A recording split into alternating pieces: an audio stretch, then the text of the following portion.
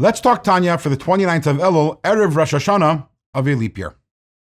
In today's Tanya, we conclude chapter 19 of Igeres HaKodesh. Interestingly, however, this passage, the conclusion of this chapter, is not part of the original letter or thesis which constitutes the most of this letter.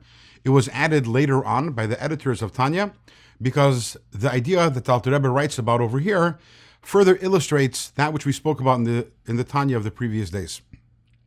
In the Tanya of the previous days, we talked about the Torah and how the Torah that we have is merely the external dimension of Torah. That is what was revealed to Moshe Rabbeinu prophetically, the action parts of Torah, whereas the internal parts of Torah remains hidden. Some of it we can understand, some of it we can't understand, but ultimately it remains hidden.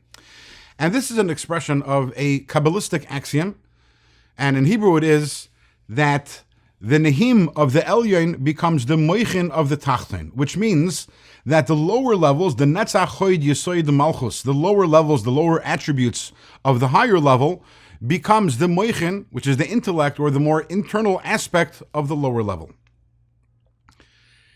And Alter Rebbe explains, he gives an example over here from words. We know that words exist both in thought and in speech. Obviously, words exist in speech because we speak using words, but we also think using our words. And in fact, the words that we think, they become the words that we speak. They are the source of the words that we speak. So whenever we are speaking, we're thinking, and those words in our mind translate and become the words that we speak.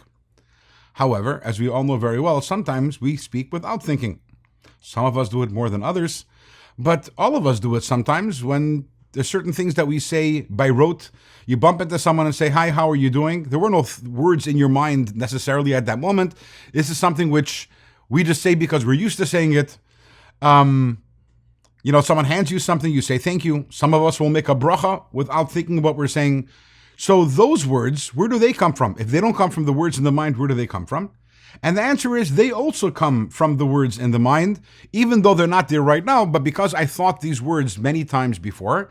So the shell of these words, or a residue of them, remain in my mind, and these words now become that residue or that shell of the words in my mind, they become the core and the essence and the life force behind the words that I'm speaking right now, which is similar to this idea that the lower level of the higher level then becomes the core and the essence of the lower level, which is the same thing which happens with Torah.